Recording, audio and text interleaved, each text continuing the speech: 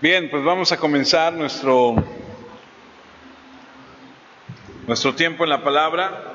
Hoy nos toca terminar de manera muy, no quisiera decir rápida, pero así va a ser, el capítulo 2, donde nos quedamos de Daniel la semana pasada. Nos faltaron algunos versículos, entonces voy a tomar el final del capítulo 2 del Daniel para irnos al capítulo 3, que tiene por título Una fe inquebrantable en el horno de fuego.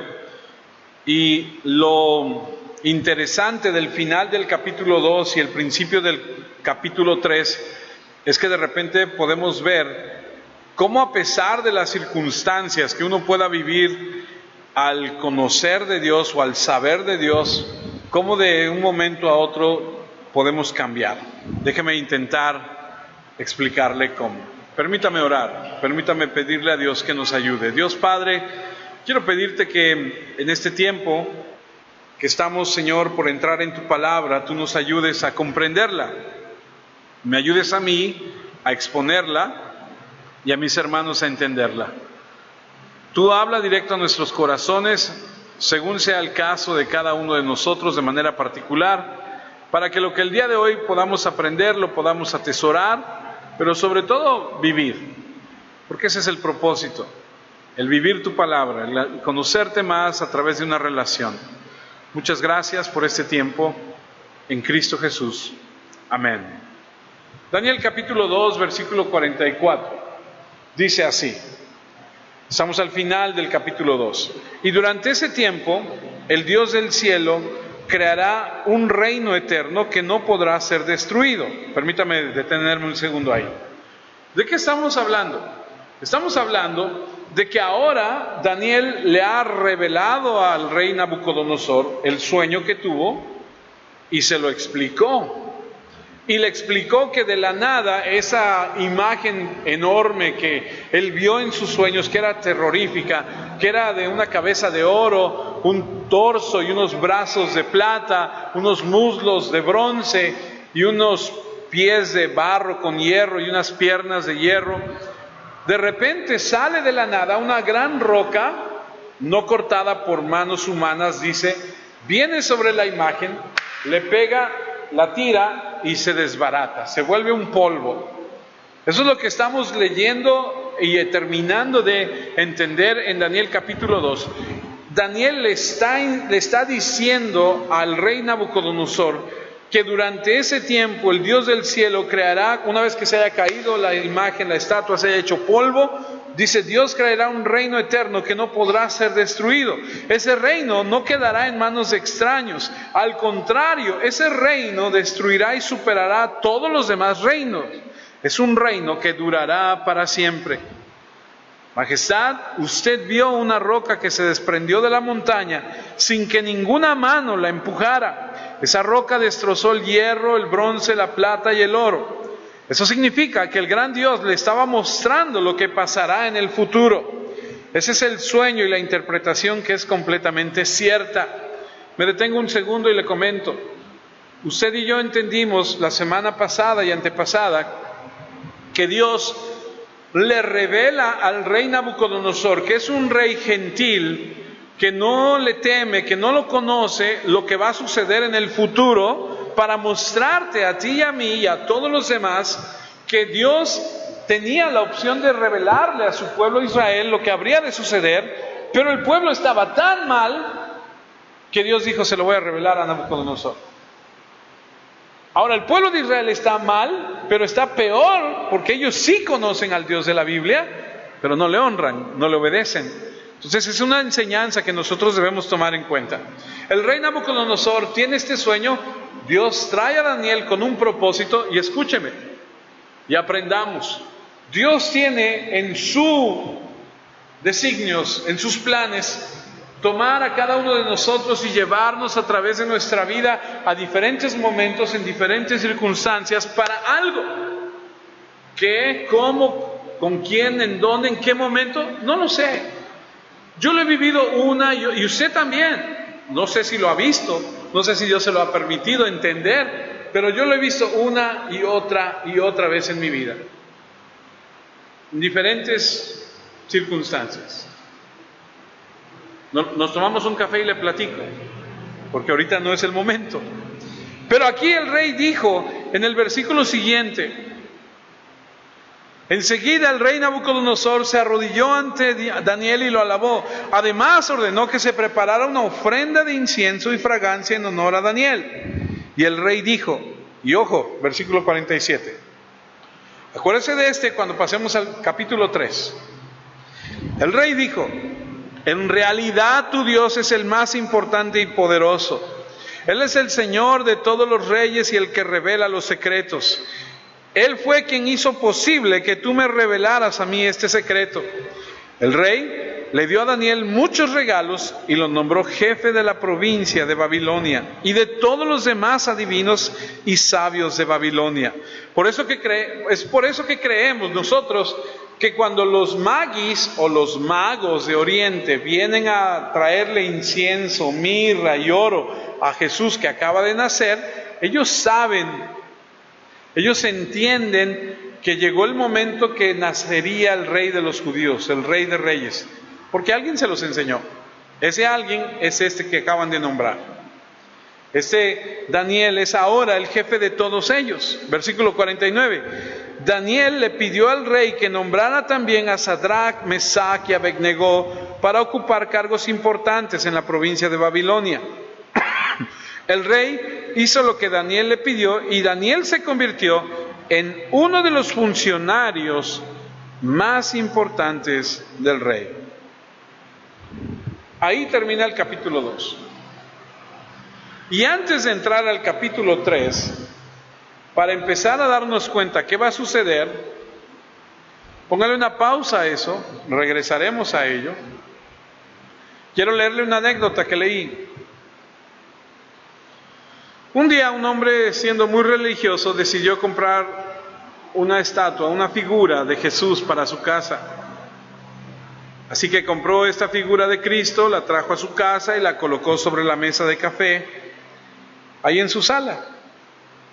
Su esposa estaba un poco angustiada acerca de esto, al no sentirse cómoda, porque decía, es que no va con la decoración de la casa. No sé si le ha pasado, ¿no? De repente tú llevas a tu casa algo y lo pones y llega tu esposa y dice, no me gusta, y lo guarda y por ahí lo pone o lo arrumba y se empolva y se le olvidó.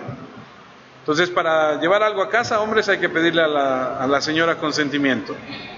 La señora lo sacó de ahí y lo llevó al estudio. Más tarde el esposo lo movió nuevamente a otra área de la casa. Ellos tenían un niño como de 4 o 5 años. Y una tarde, el niño le hizo esta pregunta a su papá. Papá, ¿no puedes decidir qué hacer con Dios? Al referirse a que lo ponían de un lado, lo ponían en otro y lo ponían en otro. Pregunta profunda, curiosa. El niño hacía referencia obviamente a la figura de Cristo o a la estatua. Pero muchos de nosotros, o mucha gente en el mundo, no puede decidir qué hacer con Dios.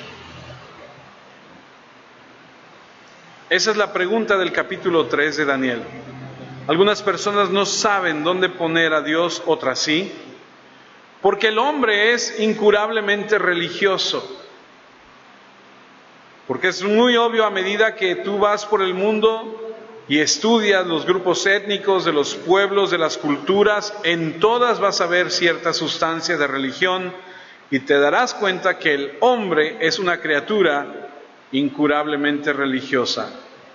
Inevitablemente se inclina ante algún santuario. Pablo, guiado por el Espíritu Santo, escribe en Romanos capítulo 1, versículo 18 lo siguiente: pues lo que se conoce, Dios está revelando desde el cielo, es su ira. Está en contra de todos los que se rebelan contra Él y cometen injusticias contra otros. Ellos conocen la verdad, pero la ocultan con la maldad que practican. Lo que se conoce sobre Dios, ellos lo saben muy bien porque Dios mismo se lo ha mostrado. Porque lo que de Dios es invisible, o sea, su poder eterno y todo aquello que lo hace ser Dios, se ha hecho claramente visible desde la creación del mundo. El ser humano ha podido entender todo eso con facilidad al observar la creación de Dios. Así que si la humanidad no tiene excusa alguna para hacer todo el mal que hace, aunque los seres humanos conocían a Dios, no lo respetaron como Él merece ni le dieron gracias. Terminaron pensando bobadas y se cerraron al entendimiento. Se creían sabios, pero solo eran unos tontos. Y cambiaron la grandeza del Dios inmortal para adorar ídolos hechos en forma de simples hombres mortales, aves, cuadrúpedos y serpientes. Cada vez que el hombre, tú lees a través de la historia, crea algo, inventa, define su propio Dios, curiosamente es un ciclo interesante porque ese hombre adapta eso que él hace para su conveniencia. Y por lo general se convierte, se hace como su Dios. En el Antiguo Testamento nos dice mucho sobre la naturaleza religiosa del hombre y cómo lo hace. Y es característico del hombre crear un Dios con D minúscula como Él y luego volverse como ese Dios. De esta manera acomoda su pecado.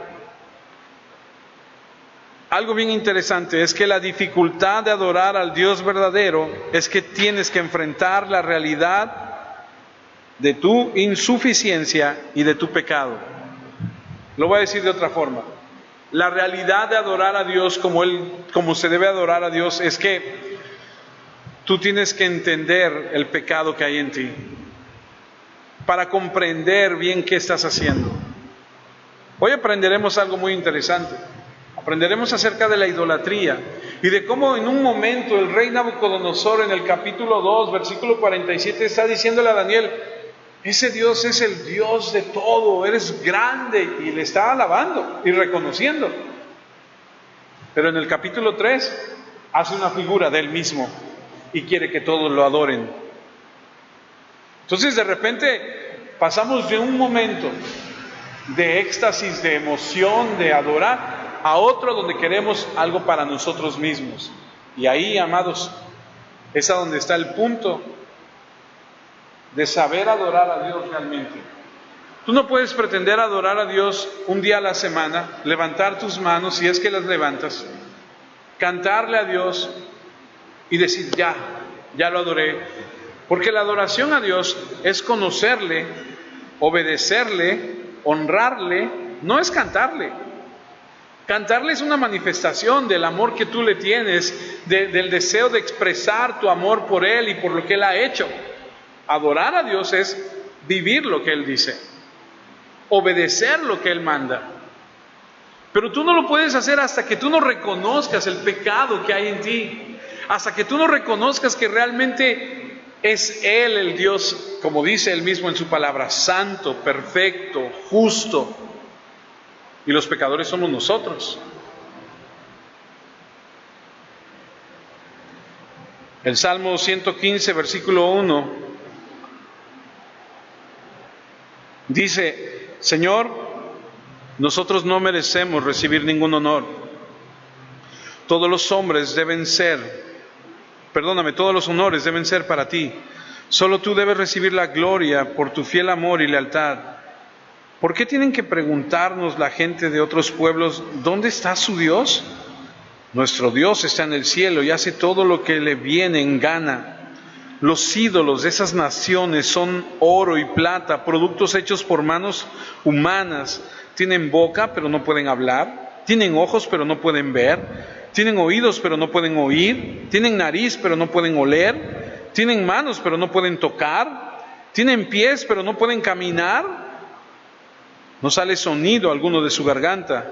Así quedarán como esos ídolos los que los hacen y los que creen en ellos.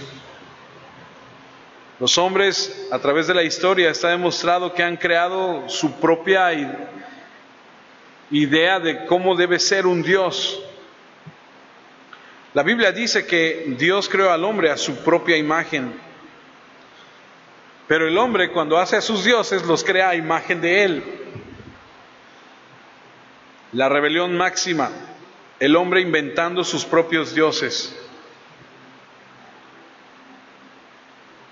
Cuando leemos el Antiguo Testamento, usted lo ha leído también, ha escuchado el nombre del dios Baal, Baal. Este nombre, que realmente no es un nombre propio, es una palabra que simplemente significa Señor. Entonces había muchos Baales, muchos dioses paganos. Y cuando estudias la historia antigua acerca de esto, inevitablemente entenderás que todo esto llevaba a los hombres a pecar. Decían hace algunos años, cuando recién estaba yo conociendo de la Escritura, que el carnaval es una palabra compuesta de la carne a Baal. Es darle rienda suelta a tus deseos carnales y ofrecérselos a este Señor.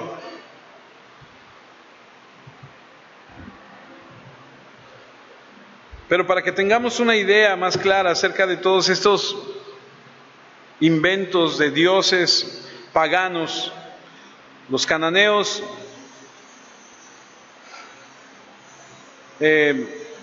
tenían detrás de este dios Baal el concepto de que el poder detrás de este dios era un poder sexual en el hombre y en la mujer.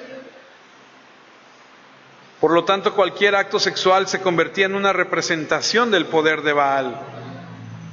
Es por eso que tú, cuando lees en las Escrituras, entiendes que en algunos momentos hay sacerdotisas y hay mujeres que se prostituyen en el templo, porque ellos tenían la idea, como los de Éfeso, que cuando se embriagaban y tenían este momento de embriaguez, ellos creían y pensaban que podían, con ese sentir, tener la mayor experiencia religiosa con su deidad. Por eso la Escritura dice: no te embriagues, sino antes sé lleno del Espíritu Santo. Y entonces estos cananeos que adoraban a Baal se convertían o hacían o perseguían esta manera de alcanzar este éxtasis, esta relación tan, según ellos, estrecha con este Dios a través del acto sexual, con la prostitución en el templo. Más para que veas hasta qué punto el hombre crea algo a su conveniencia y se desfoga en eso y se da a eso. Al igual que el vino, ¿no? Oseas 4:14: pero no castigaré a sus hijas por comportarse como prostitutas, ni a sus nueras por cometer adulterio, porque son los hombres quienes buscan prostitutas y contratan a las prostitutas del templo para ofrecer sus sacrificios. Así es como se destruye un pueblo falto de entendimiento. Y aquí lo que resaltamos es que había estas mujeres en el templo para llevar a cabo el sacrificio que ellos habían inventado de acuerdo a lo que ellos tenían el concepto de su deidad. No sé si me estoy explicando. Crean un ídolo, crean un dios de acuerdo a lo que ellos creen.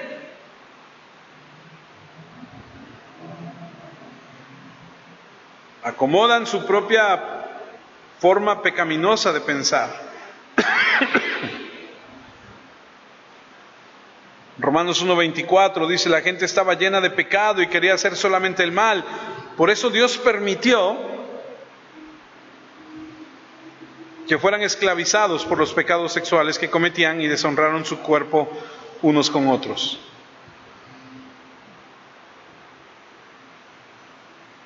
El constante rechazo del hombre hacia Dios lleva a que Dios diga: adelante.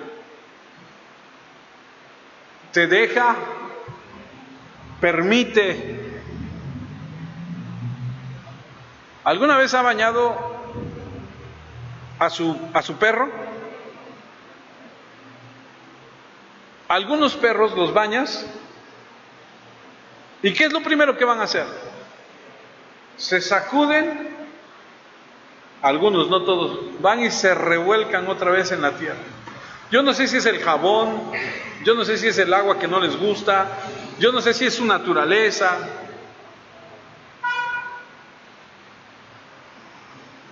¿Y qué haces? ¿Lo vuelves a bañar? ¿Qué dices? Ay, que se quede. ¿Quiere vivir mugroso? Así que viva. ¿Cierto? Romanos 1:32, aunque saben que la ley de Dios dice que quienes hacen esto merecen morir, no les importa y siguen haciéndolo.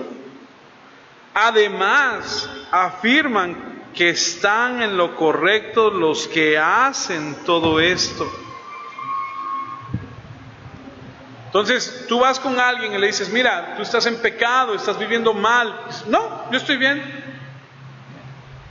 Una de las filosofías que tienen las personas que son homosexuales es que cuando algunos quieren basar su manera de vivir en lo que dice la Escritura, sacando un texto de contexto para crear el pretexto. Dicen, Dios dice ama a todos, Dios es amor, amémonos unos a otros. Crean su propia ideología, crean su manera de pensar de Dios. ¿Sí me entiende? No, es que Dios dijo, no, espérate. Tú estás sacando algo de contexto para crear un pretexto. No estás viendo el cuadro completo. Pero la gente, como dice aquí, saben que la ley de Dios dice que quienes hacen eso merecen morir. ¿Qué dice? No les importa. ¿Y qué hacen? Siguen haciéndolo. Pero no nada más no les importa y lo siguen haciendo, sino que todavía dice, afirman que es correcto los que hacen esto. Entonces, muy diferente cuando conoces lo que dice Dios, cuando temes lo que dice el Señor, porque entonces ya no es lo que tú crees, ya no es lo que tú sientes, ya no es lo que tú piensas. Y entonces dice la Escritura que Dios los entrega a esas pasiones desordenadas y habla de homosexualidad, habla de lujuria, de injusticia, fornicación, maldad, avaricia, envidia, homicidios, contiendas, engaños, calumnias.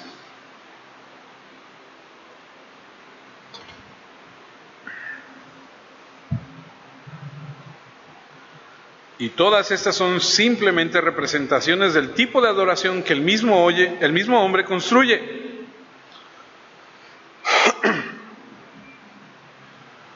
Me acuerdo mucho de un primo hermano mío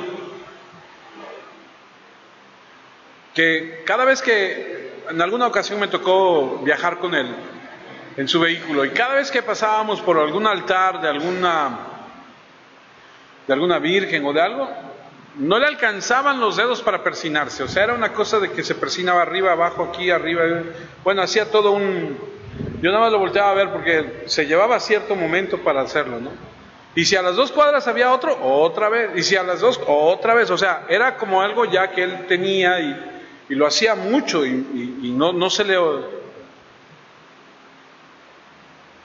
Y podrías pensar, este es un hombre devoto, este es un hombre que tiene cierto celo, que tiene cierto...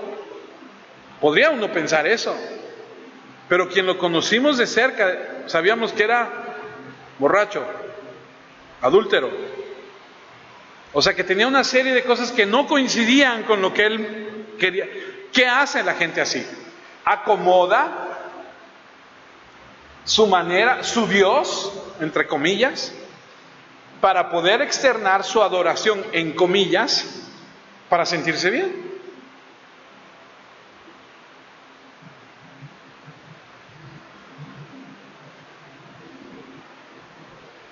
En el Antiguo Testamento la idolatría se conoce bajo el nombre de prostitución. Y Dios en varias ocasiones dice que Israel se fue tras las rameras, cometió adulterio. Esto es parte de la idolatría. La idolatría, entonces, es la corrupción de la verdadera adoración. Y desde el principio el hombre siempre ha establecido sus dioses falsos y el conflicto constante ha continuado a lo largo de toda la historia humana. Éxodo 20, que es donde están los 10 mandamientos. Éxodo 20, versículo 3. No adores otros dioses delante de mí. Sencillo. Claro. No adores otros dioses delante de mí. Versículo 4. No hagas para ti ningún ídolo, ni nada parecido de lo que hay arriba en el cielo, ni de lo que hay abajo de la tierra, ni de lo que hay en la tierra, ni de lo que hay en las aguas que están debajo de la tierra. No te inclines ante ellos ni los adores, porque yo, el Señor tu Dios, soy un Dios, ¿cómo dice? Celoso. Y luego dice, castigaré a los hijos por el pecado de los padres, incluso a los nietos y bisnietos, por culpa de los que me desprecian. Ojo, si tú amas a Dios y obedeces a Dios, no te preocupes. Porque dice, de los que le desprecian. Porque luego he hablado con cristianos que dicen, es que no, es que yo quiero romper con... Espérame, tú no vas a romper nada. No está hablando de eso. Es de los que le aborrecen. ¿Tú aborreces a Dios? No, yo amo al Señor y quiero servirle. Entonces eso no es para ti. Pero mostraré fiel amor por 1000 generaciones a los que me aman y obedecen mis mandamientos. Aquí tienes el primero y el segundo. No tendrás otros dioses delante de mí. El segundo, no te hagas imagen tallada. El tema principal, el inicio, el comienzo, es la afirmación de que no debe haber ningún otro que sustituya al Dios verdadero.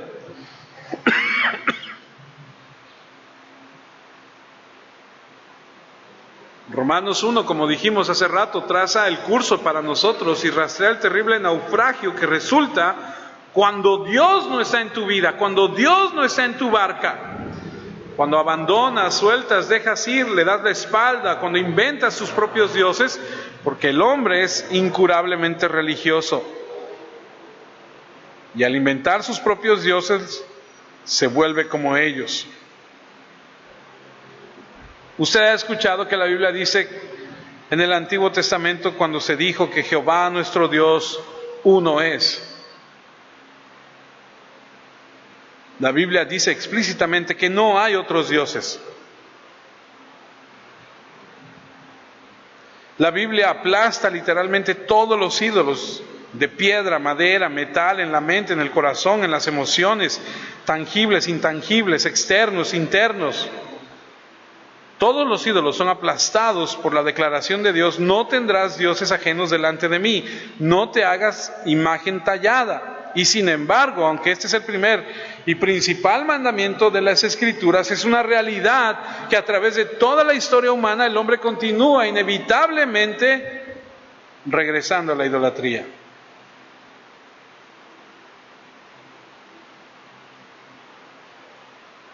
Ahora, cuando hablamos de estos 3 hombres, Ananías, Azarías y Misael, que no son otros más que Sadrach, Mesach y Abednego con sus nombres babilónicos, ellos saben que la idolatría era inaceptable ante Dios. Saben que no le agradaba a Dios esto, que no debían inclinarse ante nada de esto. ¿Por qué lo saben? Porque Dios fue muy claro, muy explícito, no tenían que hacer nada de esto. La idolatría consiste en inclinarse ante imágenes, adorar imágenes, sacrificar a imágenes, adorar a otros dioses, jurar por otros dioses, caminar tras otros dioses, hablar en el nombre de otros dioses, mirando a otros dioses, sirviendo a otros dioses, temiendo a otros dioses, sacrificando a otros dioses, en lugar de hacerlo al Dios verdadero de la Biblia. No podemos adorar a ninguna imagen, a ningún ángel, a ninguna hueste del cielo, a ningún demonio, a ningún muerto, Pero tampoco podemos levantar ídolos al corazón como la avaricia, la sensualidad, porque también estas cosas cambian la gloria de la imagen de Dios. Vuelvo a leer Romanos 1:32. Aunque saben que la ley de Dios dice que quienes hacen esto merecen morir, no les importa y siguen haciéndolo. Además, afirman que están en lo correcto los que hacen todo esto. Y solo por darte algunas escrituras, Deuteronomio 7:25. Quema sus ídolos en el fuego, no desees la plata ni el oro que está en ellos, ni te quedes con ellos para no resultar atrapado por ellos, porque el Señor tu Dios dice, odia los ídolos. ¿Qué siente Dios hacia eso? Odio, los odia. Pero a veces nosotros como cristianos estamos en la iglesia y estamos escuchando algo así y decimos, sí, pues sí, yo no tengo nada en mi casa, yo no hago eso. Yo no tengo un ídolo. Yo me acuerdo cuando mandé a poner esta cruz aquí, le dije a un carpintero, bueno, era una persona que venía aquí, que tenía un taller de carpintería, le dije, quiero que me hagas una cruz. Y quiero que me hagas una cruz de tanto por tanto, porque la voy a poner aquí al frente. Estaba con nosotros una familia que venía de Tabasco, acababa de llegar a la ciudad, estaban buscando dónde congregarse, tenían algunos 3 semanas, un mes con nosotros. Cuando yo puse la cruz me dijeron, nos vamos a ir porque te has convertido en un idólatra. Eso es idolatría. Yo pensé y dije, para mí no es idolatría, para mí es un recordatorio. Idolatría fuera si yo viniera y adorara o orara delante de esto. Para mí lo único que es, número uno, un recordatorio de por qué estamos aquí. Porque Cristo murió por nosotros. Algunos dicen, ¿es el recordatorio del amor de Dios? Sí, sí lo es, pero también es el recordatorio de nuestros pecados. Porque por nuestros pecados Él tuvo que ir a una cruz. Pero también la puse, ya se los he dicho, porque sin esta cruz aquí la gente pasa allá y dice, ¿ese es un salón social o qué es? Parece un grupo de alcohólicos anónimos. Tienen una tribuna. Pero esto simplemente dice a la gente, no, ahí es una iglesia. Nosotros no adoramos esa cruz, nosotros adoramos a quien se bajó de esa cruz. Deuteronomio 16:22, no deberías construir un pilar de piedra dedicado a un Dios falso, el Señor tu Dios los odia.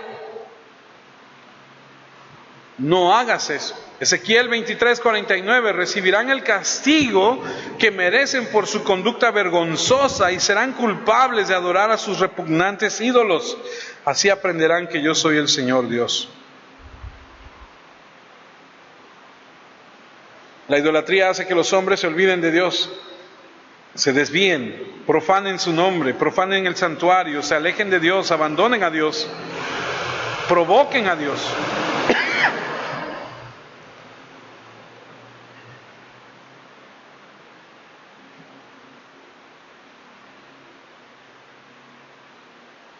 Cuando se trata de idolatría, debemos huir de la idolatría. Debemos de alejarnos y debemos evitar los ídolos. Guardaos de los ídolos, dice la Biblia. Huye, evítalos, mantente lejos. Y como les dije hace rato, nosotros en este siglo podríamos decir, nosotros no tenemos eso. La presencia de la idolatría no está en nosotros, pero te voy a decir algo. No está en un Cristo como la anécdota que les conté, en una figura en tu casa, en un altar, o en una imagen colgada en un cuadro. Porque si bien es cierto que no está así, también es cierto que millones de personas están doblando sus rodillas, no ante una piedra o ante un pedazo de madera o de metal, sino ante muchas otras cosas. Su casa, su esposa, su trabajo, su cuenta de ahorros, su coche. Hace algunos años en una revista americana de Estados Unidos hicieron una encuesta y le preguntaron a un panel de eruditos cristianos, ¿cuáles son los dioses más predominantes de nuestro tiempo? La respuesta, el yo, el dinero, el placer, el sexo, el romance, las diversiones, los deportes, la educación. Y piénsalo por un momento. Mucha gente no adora una imagen en un cuadro o en una roca, pero adora las posesiones que tiene.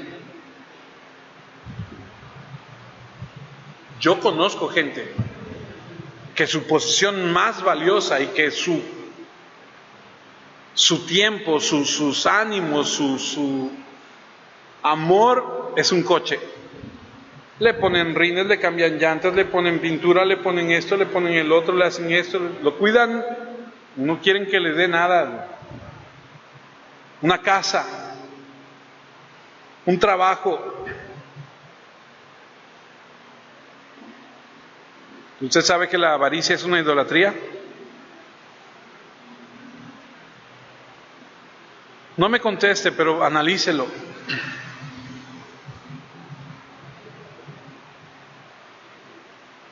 ¿Usted es una persona que considera el dinero muy importante?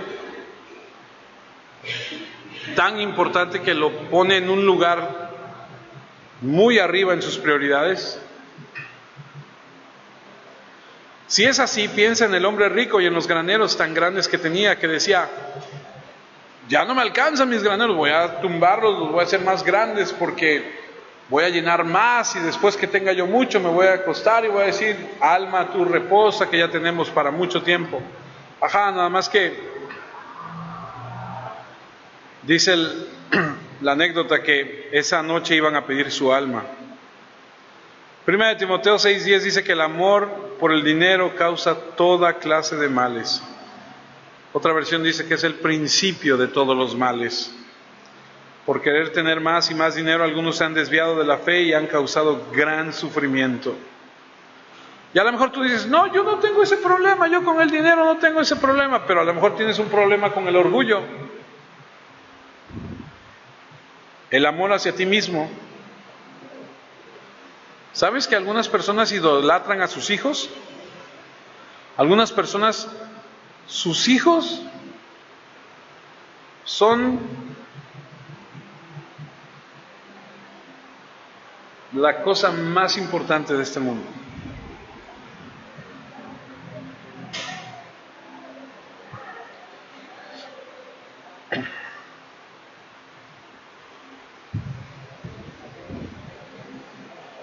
Yo no estoy diciendo que no ames a tus hijos.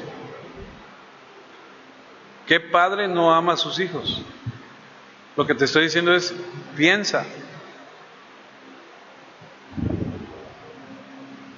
Porque si tú idolatras a tu hijo a tal grado, piensa en Ana, la mamá de Samuel, que no podía tener hijos y que fue con el Señor y oró y le dijo: Señor, se burlan de mí, dame un hijo y cuando me lo des te lo voy a entregar. Y le dio el hijo y se lo llevó a Dios y le dijo: ten, te lo entrego. Piensa en Abraham, que esperó a tener 100 años y cuando tuvo 100 años llegó su primer hijo. Y cuando lo tuvo, Dios le dijo: échalo para acá, dámelo. ¿Y Abraham qué hizo? No, espérate, no. Llévame a mí, pero a él no. ¿No? ¿Qué dijo? Ahí está, ¿lo quieres? Ahí está.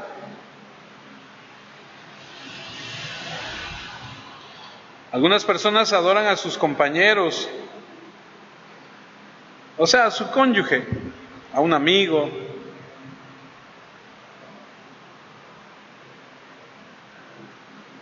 Hacemos dioses por orgullo de la abundancia, de las posesiones, a alguien, tu esposa, tu familia, tus hijos. No sé si usted conozca o haya escuchado acerca de Charles Spurgeon, un orador muy importante en el siglo pasado, uno de esos hombres que marcaron la historia con su predicación. Dice que justo antes de casarse, él con su prometida fueron a él a una predicación que él iba a dar. Él era un predicador tremendo, mucha gente iba a escucharlo. Lleva a su prometida al lugar cuando llegan hay mucha gente.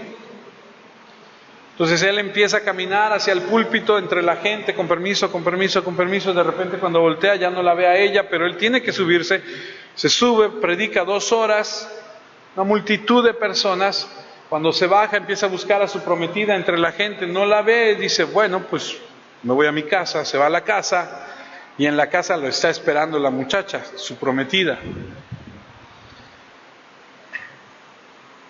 Al llegar ahí, ella le dice, Charles, me dejaste en la multitud sola y ni siquiera te preocupaba dónde estaba. Él le respondió lo siguiente, lo siento, pero quizá lo que pasó fue providencial. No tenía la intención de ser descortés, pero cada vez que veo una multitud como esa esperando que yo predique, me siento abrumado por el sentido de responsabilidad. Me olvidé de ti, pero vamos a aclarar algo. Tendrá que ser la regla de nuestro matrimonio que el mandato de mi maestro es lo primero. Tú serás lo segundo. Si estás dispuesta a tomar como mi esposa el segundo lugar, mientras yo le doy el primer lugar a Cristo, podremos casarnos. Y ella dijo sí. Él nunca hizo de ella su Dios.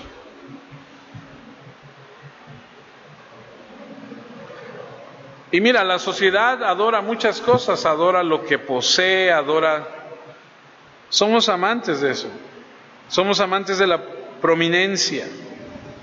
¿Cuántas personas les fascina mostrar lo que hacen, dónde andan, lo que comen y que les den like y que los sigan? Sí sabes lo que le hablo.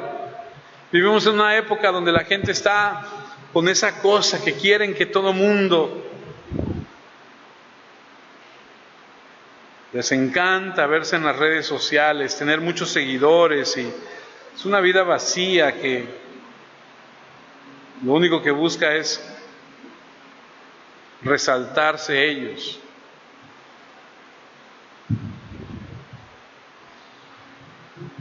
Fíjense lo que le voy a decir. No solo está mal adorar algo que no sea Dios, sino que también está mal adorar a Dios a través de un método incorrecto. Se lo voy a volver a decir. No solo está mal adorar algo que no sea Dios, sino que también está mal adorar a Dios a través del método incorrecto. ¿Te acuerdas de Saúl? Cuando a Saúl el profeta Samuel le dice, vas por órdenes de Dios, matas al rey, matas a todos, matas a los animales, matas a todo, no queremos nada con ellos. Y cuando llega el profeta Samuel, escucha el balido, se dice balido, ¿no? ¿Cómo se dice cuando los animales están haciendo ruido? Eso. ¿Qué es eso? No, es que ¿sabes qué? Que pues vi estos animalitos y pues me parecieron que estaban en buen estado y pues los aparté.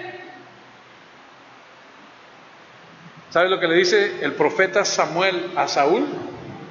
Por eso, tu reino será quitado de ti, por desobedecer.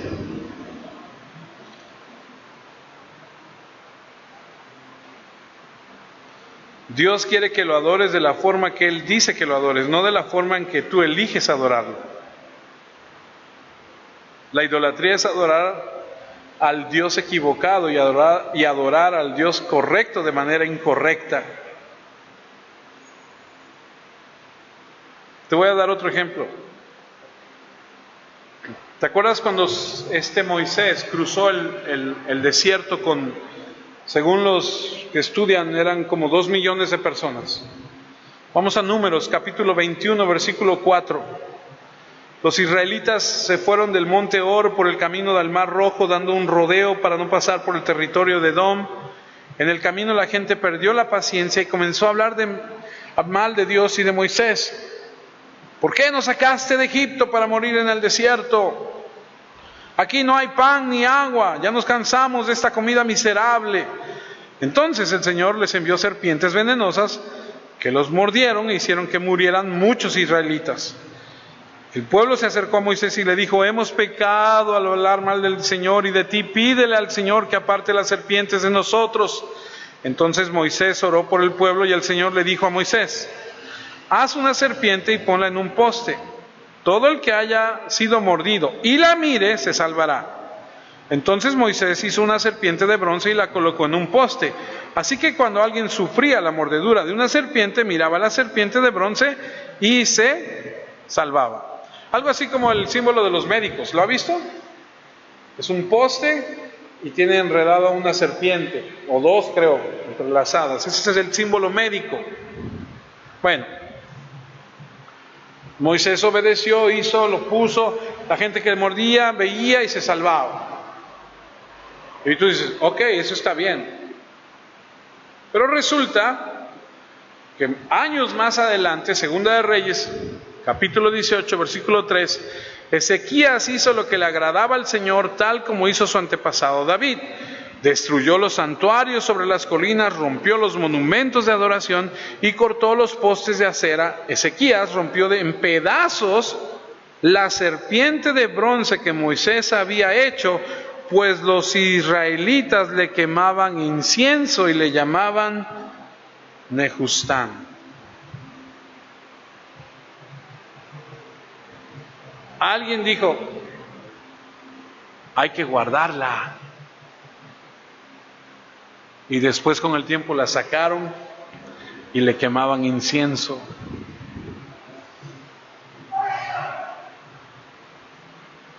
En otras palabras, algo comenzó como un símbolo y se convirtió en un ídolo. Y ese es siempre el peligro.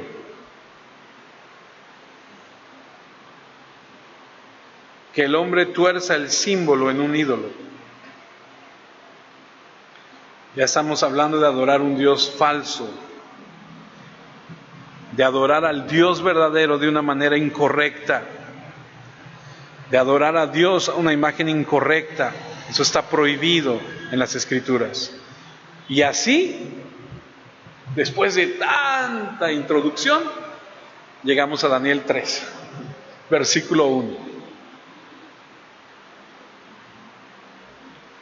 El rey Nabucodonosor mandó construir una estatua de oro de 30 metros de alto.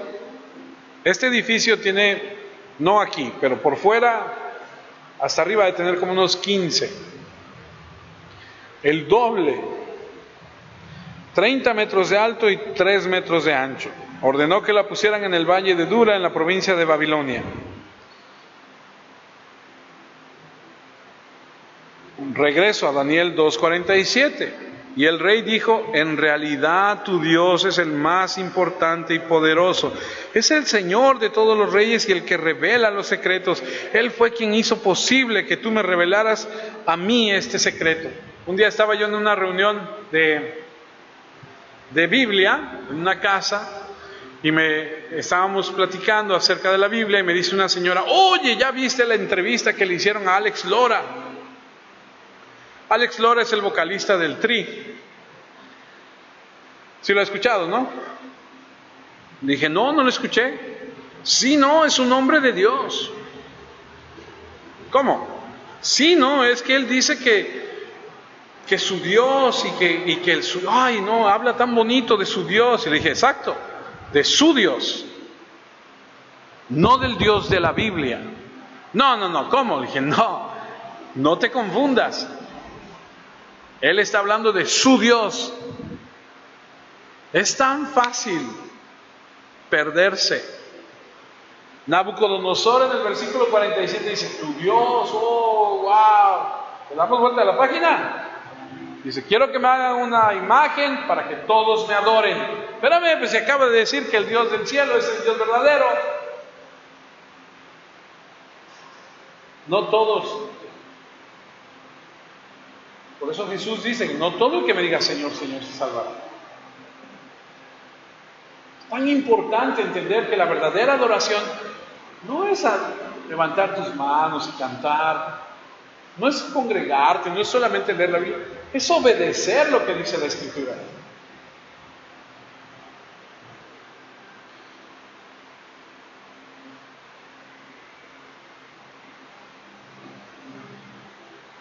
Leo otra vez Daniel 3:1. El rey mandó construir una estatua de oro de 30 metros de alto, 3 de ancho. Ordenó que la pusieran en el valle de Dura, en la provincia de Babilonia.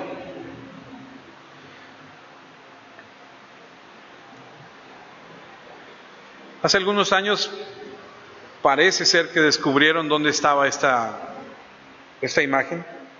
No había nada. No había nada porque, aunque no era de oro sólido, porque imagínate hacer una figura de 30 metros de alto, de 3 de ancho, de oro puro, pues iba a ser. Se cree que se tallaban en madera y después se cubrían con oro, pero parece ser que nada más encontraron la base donde estaba por las dimensiones, el lugar a donde estaba. Otra versión de esto dice, si me permites, el rey Nabucodonosor hizo una estatua de oro cuya altura es de 60 codos y su anchura es de 6 codos. Ahora usted sabe que los 60 codos son 30 y los 6 codos son 3 metros. Lo que nos prueba aquí es que al parecer los babilonios tenían un sistema sexagesimal, ¿lo pronuncié bien? Tienen un sistema basado en 6. Y fíjese lo importante o lo interesante de esto. ¿Se acuerda que cuando empezamos a estudiar esto, Jesús dice, es el tiempo de los gentiles donde vienen, arrebatan, destruyen Israel, se los llevan cautivos? Ese se conoce como el tiempo de los gentiles. Ese era este. Nabucodonosor empezó con el tiempo de los gentiles. ¿Dónde va a terminar el tiempo de los gentiles? Cuando Cristo venga otra vez. Cuando esa roca, que no es cortada por mano de hombre, venga y destruya todos los reinos y se establezca, ahí será el tiempo nuevo y la destrucción de los tiempos de los gentiles. Curiosamente, Nabucodonosor fue el primer monarca de los tiempos de los gentiles y utiliza un sistema de 6-6. Apocalipsis 13, versículo 14, y engañan a los moradores de la tierra con las señales que se les ha permitido hacer en presencia de la bestia, mandando a los moradores de la tierra que le hagan imagen a la bestia que tiene la herida de espada y vivió, y se le permitió infundir aliento a la imagen de la bestia para que la imagen hablase y hiciese matar a todo el que no la adorase. La segunda bestia también obligó a todos, grandes, pequeños, ricos, pobres, libres y esclavos, a llevar una marca en la mano derecha o en la frente, y que ninguno pudiese comprar ni vender, sino el que tuviese la marca o el nombre de la bestia o el número de su nombre. Aquí hay sabiduría, y el que tiene entendimiento cuente el número de la bestia, pues es número de hombre y su número es 666. Nabucodonosor, su imagen, 60 codos por 60 codos. 6. Primero. Segundo, la segunda bestia en Apocalipsis 6. La segunda bestia, este momento, será con el que el Señor venga y destruya.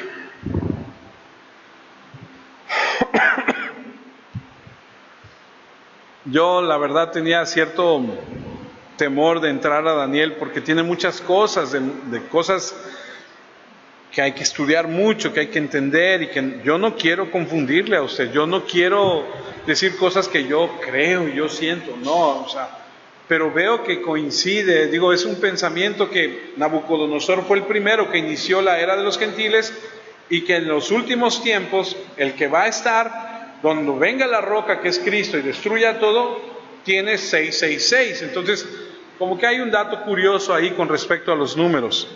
Ahora, la numerología de la Biblia nos enseña que el 7 es el número perfecto y es el número de Dios. Por eso no puede pasar de 6 a 7. ¿Qué significa? No lo sé. No sé qué significa el 7. No sé por qué es 6 y por qué no fue 13 o por qué no fue 25. No lo sé, ¿no? Pero, bueno, este es un hombre muy inteligente, el rey Nabucodonosor. Otra vez, Daniel 3:1. Mandó a construir esta estatua de oro, 30 metros de alto, 3 de ancho. Le ordenó que la pusieran en el valle de Dura, en la provincia de Babilonia. ¿Qué está haciendo? ¿Qué quiere hacer este hombre? Quiere unificar a su pueblo, a su nación. en torno a un objeto común. Era característico, por cierto, de los césares, que hicieron lo mismo, y lo hicieron con la moneda. La moneda del César tenía acuñada la imagen del César. Querían que se les adorara, que se les rindiera tributo de esta forma. Y aquí lo que está buscando Nabucodonosor es eso, la lealtad de todos, unirlos en un mismo sentir, en un mismo sentido, una misma religión. Eso es lo que él buscaba. Entonces, entendemos que no debemos adorar a otros dioses. Entendemos que Nabucodonosor pasa de un momento de decir cosas de Dios a otro muy diferente.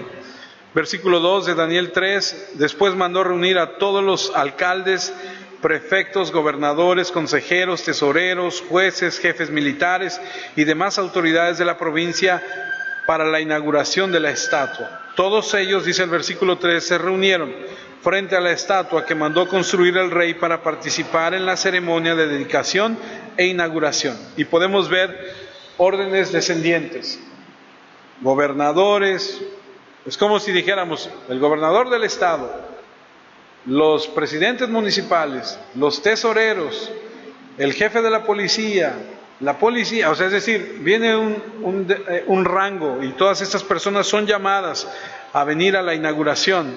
Lo que me llama mucho la atención es que estudiando descubrí que esta misma versión, esta misma escritura, pero en una versión de Reina Valera antigua, dice lo siguiente, fíjese, a ver si usted lo detecta. Daniel 3, versículo 2, y envió el rey Nabucodonosor a juntar los grandes, los asistentes y capitanes, oidores, receptores, los del consejo, presidentes y a todos los gobernadores de las provincias, para que viniesen a la dedicación de la estatua que el rey Nabucodonosor había levantado. Versículo 3, fueron pues reunidos los grandes, los asistentes y capitanes, los oidores, receptores, los del consejo, los presidentes y todos los gobernadores de las provincias a la dedicación de la estatua que el rey Nabucodonosor había levantado, y estaban en pie delante de la estatua que había levantado el rey Nabucodonosor. ¿Qué pasó? ¿Se repitió? Repitió el versículo 2 al versículo 3. Yo estoy leyendo una versión antigua, Reina Valera antigua. La que leímos al principio solamente del 2 para el 3 cambió. ¿Qué fue lo que sucedió? Lo que sucedió es que cuando los griegos escriben la Biblia Septuaginta, que es la más apegada al original, dicen, ¿por qué se repite? ¿Puedes regresarlo al 2? Juntaron los grandes asistentes, capitanes, oidores, receptores, consejos, presidentes. Ahora dale al 3. Los grandes asistentes, capitanes, oidores, receptores, etc. O sea, lo vuelve a repetir. Y entonces los que estudian la Biblia dicen, ¿qué intención tiene que lo repita?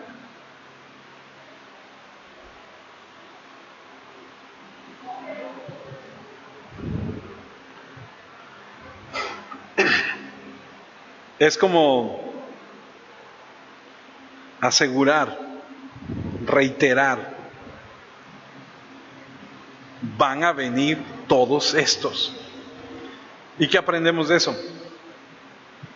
Que dentro de todos esos hay 4 que dicen, nosotros no.